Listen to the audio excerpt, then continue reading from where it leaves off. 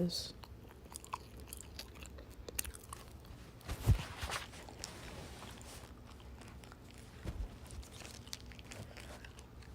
Deuteronomy chapter 6 or 7. And those words I command you today shall be in your heart. You shall teach them diligently to your children, and shall talk to them. Talk of them when you sit in your house, when you walk in the way, when you walk by the way, when you lie down, and when you rise up.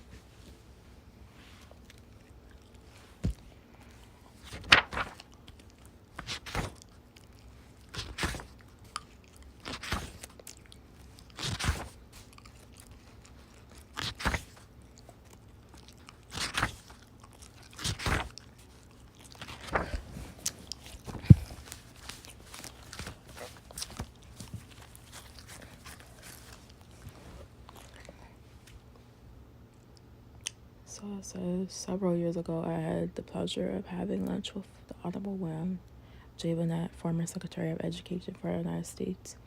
He told me some of the concerns about what is happening in education in our country today. And truly, my friends, the situation has gone from deplorable to catastrophic. An example of this might be reflected in some statements taken from papers heard by high school students across the country, and these are the facts they remember. A triangle which has an angle of 145 degrees is called an opposite triangle. A virtuous a magician of real high morals. The Gorgons had long snakes in their hair, and they look like women, only more horrible. And Denver is noted for its monkeys. The British governor lives there. To Click Software says, one of our budding scientists hold a deacon over a flame in test tube. But the real fort is in ancient history. Socrates was a famous Greek teacher who went around giving people advice, and they killed him. Socrates died from an overdose of Willock. After his death, his career suffered a dramatic decline. It's the Middle Ages was an age of great interventions and discoveries. Gutenberg invented the Bible. Christopher Columbus was a great navigator who discovered America while coasting about the Atlantic. His ships were called the Nina, the Pinta, and the Santa Fe. Abraham Lincoln became America's greatest president, and Lincoln's mother died in infancy and was born in a log cabinet which he built with his own hands.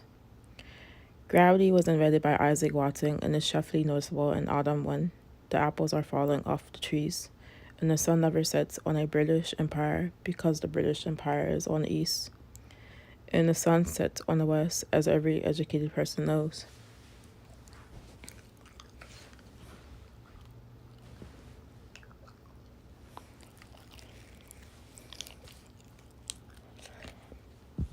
Well, I don't want to talk about the education accomplishments or the lack of thereof. I want to talk about the rearing godly children in an ungodly world. Certainly, that is the kind of world we live in today. A few years ago, I read at the Fort Lauderdale newspaper that in recent year, 425 crimes were committed in Broward.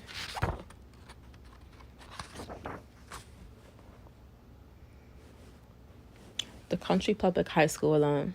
What happened to spitballs, paper airplanes, and talking in class? Today, in our secularist education in America, we have a world and life view that was not prevalent in this country 50 or 100 years ago.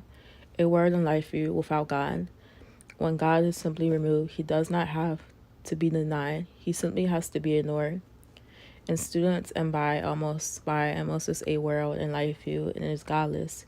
And so they learn about a world in which God has silently effectively been banished from the cosmos.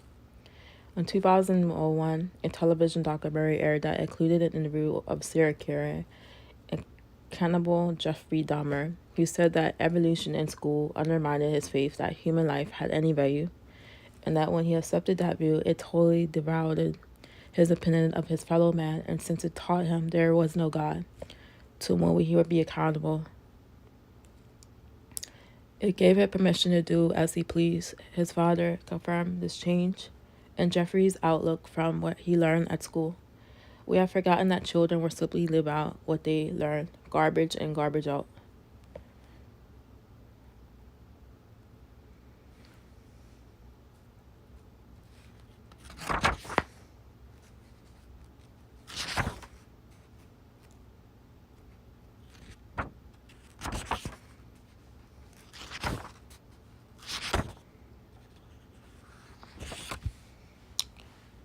In 1983, the humanists published John Dunphy's prize-winning essay that proclaimed the battle for humankind's future must be waged and won in the public school classroom and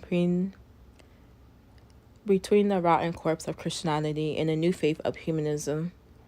Unfortunately, even though there are far more Christians than humanists in America, the educational elite in the country have stubbornly excluded God from our public schools, and the results are the fodder for today's newspaper.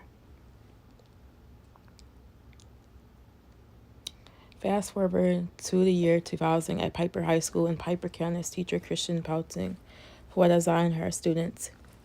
A semester-long biology project discovered that 28 out of 118 plagiarized their work.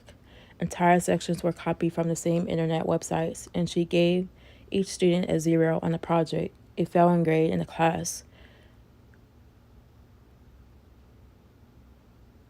However, the parents did not stand behind her. In fact, they were outraged and went to the school board, who demanded she give the students partial credit. The next day, Poughton told the Canada Star, "I went to my class and tried to teach, but the kids were whooping and hollering and saying, 'We don't have to listen to you anymore.' Since she had no authority, Poughton quit." Studies made by Richards University Professor Donald Mercado found that more than 75% of college students cheat and that the professors don't seem to care. In another study he made in 1999 of 1,000 professors on 21 colleges, 1/3 of them said they were aware of what was going on. Another outworking of the completely secular environment in so many of our public schools is the remnant discrimination against Christians.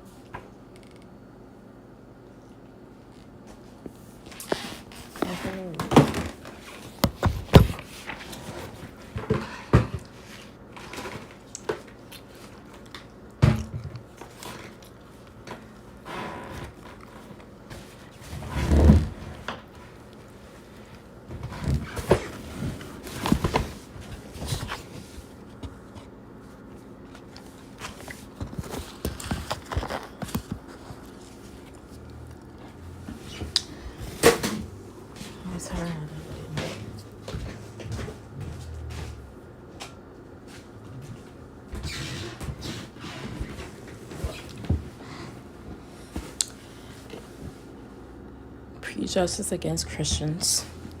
Earlier, I told you how one of the great sins of our culture is the sin of intolerance.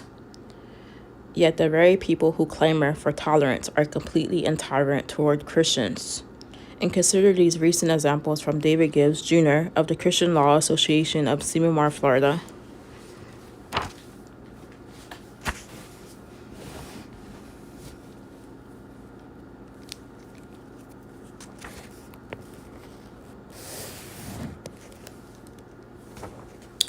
A public school bus driver in New York was fired for witnessing to a student when he answered the student's questions about religion and gave him a Bible. A student in Utah was told to cover his Bible when he brings it to school. A Christian student in Missouri was been told they may not pray over their meals or pass out the gospel tracts in school.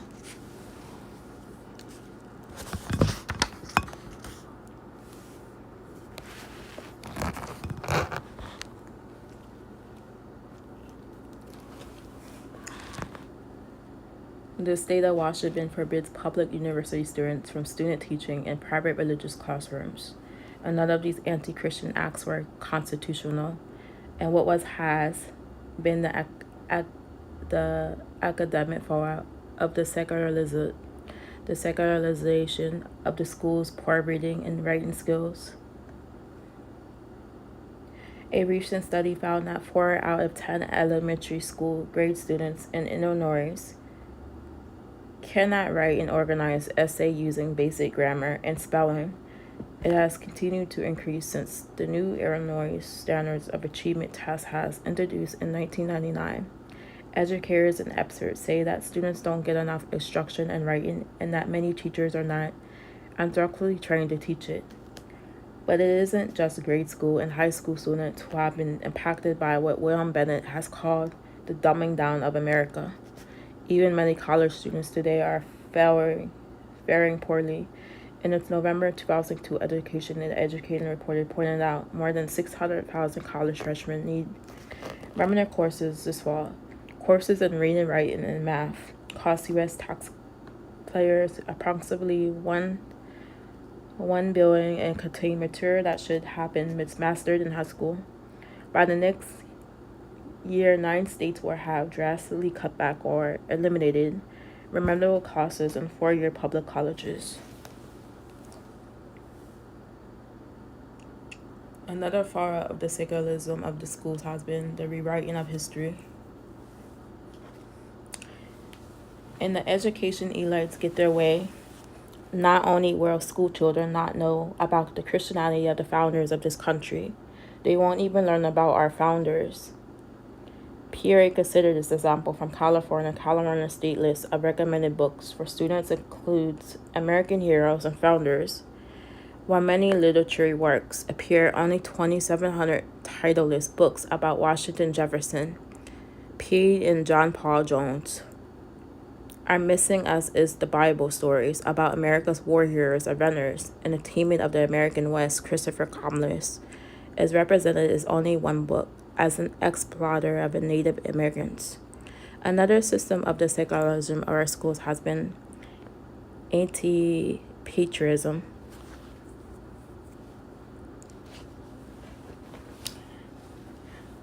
To commemorate the first anniversary of the September 11th, 2001 terrorist attack, the NIA website presented more than 100 anti-patriotic lessons plans that teachers could use in elementary, middle, and high schools.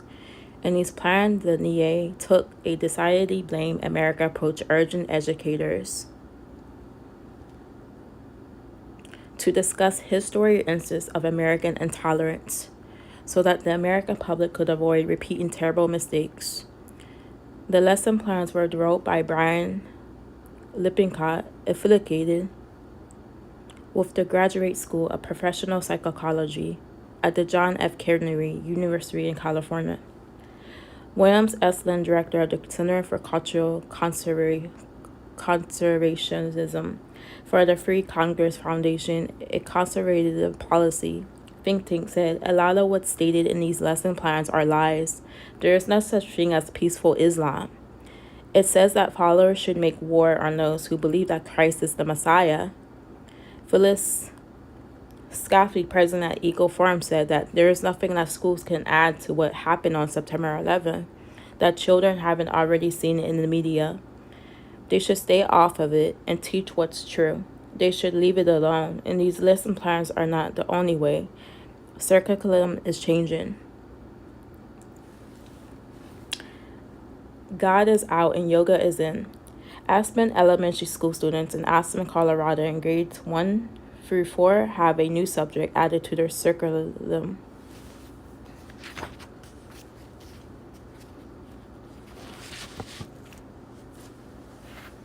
This year, Yoga Ed on September 9, 2002, the school board approved yoga lessons supposedly to help students relax and adjust to the new school year. A controversy arose when some parents objected to the lessons on the grounds that yoga is based on Hinduism and other Eastern religions, and therefore violates the so-called separation between church and state. The objecting parents, including First Baptist Church of Aston pastor Steve Wardbrough, insist that yoga is more than a stretching exercise that cannot be separated from its religious roots.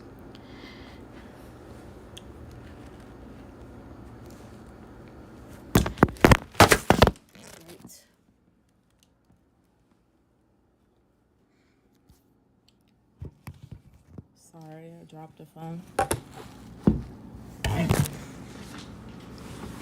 Hopefully you didn't see it.